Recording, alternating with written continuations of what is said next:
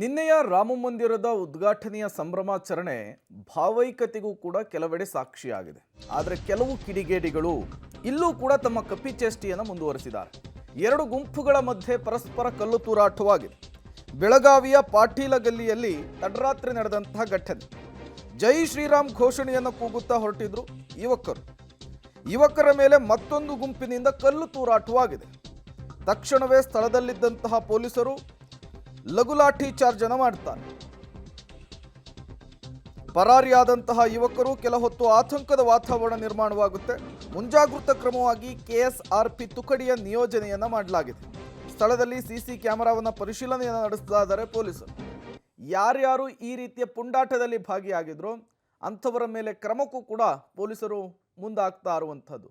ನೋಡಿ, ಈ ರೀತಿಯ ಘಟನೆಗಳು ನಡಿಬಾರ್ದು ಅನ್ನುವಂತಹ ನಿಟ್ಟಿನಲ್ಲೇನೆ ರಾಜ್ಯದಲ್ಲೂ ಕೂಡ ಹೈ ಅಲರ್ಟ್ ಅನ್ನು ಕೈಗೊಳ್ಳಲಾಗಿತ್ತು. ಸಿಎಂ ಸಿದ್ದರಾಮಯ್ಯನವರು ಪ್ರತಿ ಜಿಲ್ಲೆಯ ಜಿಲ್ಲಾಧಿಕಾರಿಗಳಿಗೆ, ಪೊಲೀಸ್ ವರಿಷ್ಠಾಧಿಕಾರಿಗಳಿಗೆ ಸೂಚನೆ ಕೊಡುವಂತಹ ಕೆಲಸವನ್ನು ಮಾಡಿದರು.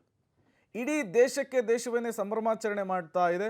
ಪಟಾಕಿಯನ್ನು ಸಿಡಿಸಿ ಈ ರಾಮ ಮಂದಿರದ ಉದ್ಘಾಟನೆಯಾಗಿರುವಂತಹ ಖುಷಿಯಲ್ಲಿ ತೇಲ್ತಾ ಇದೆ. ಇಂತಹ ಸಂದರ್ಭದಲ್ಲಿ ಈ ರೀತಿಯ ಘಟನೆಯನ್ನು ನಡೆದಿರುವಂಥದ್ದು. ಜೈ ಶ್ರೀರಾಮ್ ಘೋಷಣೆಯನ್ನು ಕೂಗಿರುವಂತಹ ಕಾರಣಕ್ಕೆ ಕಲ್ಲು ತೂರಾಟ ಆಗಿದೆ ಎನ್ನುವಂತಹ ಮಾಹಿತಿ ಸಿಗ್ತಾ ಇದೆ.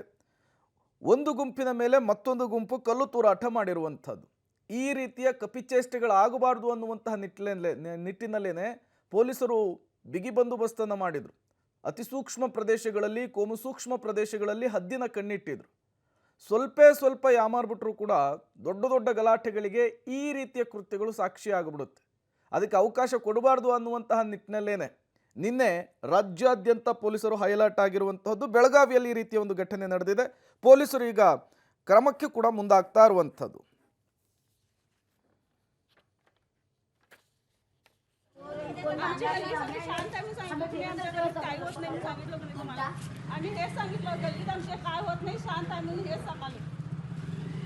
आधी मागं गाड्या आणि बिड्या तोडून पहिला आमच्या गाड्या बिड्या सगळं फोडलेत, ते आम्ही विसरलोय. तर आमच्या आता गल्लीत सगळं शांत आहे. नवे थोडी नुकसान होऊन गेले. लक्ष ठेवलं तर बरोबर आमचं काय चुकी आहे. ಮತ್ತಷ್ಟು ಡೀಟೇಲ್ಸ್ ಅನ್ನು ಕೊಡ್ತಾರೆ ನಮ್ಮ ಬೆಳಗಾವಿಯ ರಿಪೋರ್ಟರ್ ದಿಲೀಪ್ ಕುರಂದವಾಡೆ. ದೂರವಾಣಿ ಸಂಪರ್ಕದಲ್ಲಿ ಜಾಯ್ನ್ ಆಗಿದ್ದಾರೆ. ದಿಲೀಪ್, ಇಡೀ ದೇಶದಲ್ಲೇನೆ ಸಂಭ್ರಮಾಚರಣೆ, ಸಂತಸ ಮನೆ ಮಾಡಿತ್ತು. ಬಟ್ ಬೆಳಗಾವಿಯಲ್ಲೇನು ಹಿಂಗೆ ಕಲ್ಲು ತೂರಾಟ ಆಗ್ಬಿಟ್ಟಿದೆ. ಈ ಪ್ರಕರಣಕ್ಕೆ ಸಂಬಂಧಪಟ್ಟಂತೆ ಏನು ಡೀಟೇಲ್ಸ್ ಕೊಡ್ತೀರಿ ಅಂತ?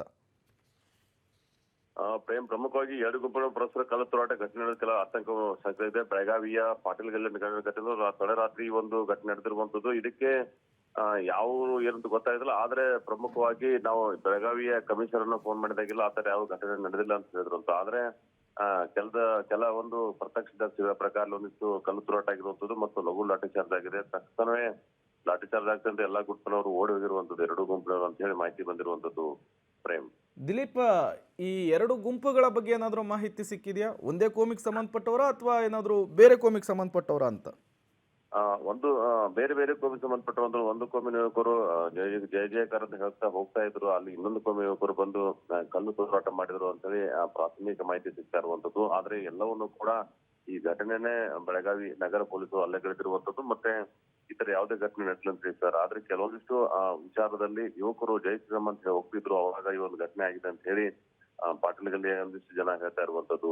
ಪ್ರೇಮ್, ದಿಲೀಪ್, ಈಗ ಪೊಲೀಸರು ಘಟನೆನೇ ನಡೆದಿಲ್ಲ ಅನ್ನುವಂತಹ ರೀತಿಯಲ್ಲಿ ಹೇಳಿಕೆ ಕೊಡ್ತಿದ್ದಾರೆ ಅಂದ್ರೆ ತನಿಖೆ ಯಾವ ರೀತಿ ಮಾಡ್ತಿದ್ದಾರೆ ಅಂತ? ಹೌದು, ತಕ್ಷಣವೇ ಬಂದಂತ ಪೊಲೀಸರು ಸ್ಥಳಕ್ಕೆ ಮಾರ್ಕೆಟ್ ಪೊಲೀಸ್ ಠಾಣೆ ಭೇಟಿ ನೀಡುವಂತ ಮಾರ್ಕೆಟ್ ಪೊಲೀಸ್ ಭೇಟಿ ನೀಡಿದ್ರೆ ಅಲ್ಲಿರ್ತಕ್ಕಂಥ ಸಿಸಿ ಕ್ಯಾಮೆರಾಗಳನ್ನ ಪರಿಶೀಲನೆ ಮಾಡ್ತಾ ಇದ್ರೆ ಮುಂಜಾಗ್ರತಾ ಕ್ರಮವಾಗಿ ಸ್ಥಳದಲ್ಲಿ ಎರಡು ಕೆಎಸ್ಆರ್ಪಿ ತುಕಡಿ ನಿಯೋಜನೆ ಮಾಡಲಾಗಿದೆ. ಎಲ್ಲವೂ ಕೂಡ ಹಿರಿಯ ಅಧಿಕಾರಿಗಳು ಕೂಡ ರಾತ್ರಿ ಎಲ್ಲ ಪಾರಾಯ ಮಾಡಿದ್ದಾರೆ. ಎಲ್ಲವನ್ನು ನೋಡಿದ್ರು ಕೂಡ ಈ ತರ ಆಗ್ತಾ ಇದೆ ಅಂತ ಹೇಳಿ ಕೂಡ ಹೇಳ್ತಾ ಇರುವಂತದ್ದು. ಮತ್ತೆ ಬೆಳಗಾವಿಯ ನಗರ ಪೊಲೀಸರು ಇಲ್ಲ ಅಂತ ಹೇಳ್ತಾರೆ ಬಹಳಷ್ಟು ಓಕೆ, ಥ್ಯಾಂಕ್ ಯು ದಿಲೀಪ್ ತಮ್ಮೆಲ್ಲ ಮಾಹಿತಿಗಾಗಿ.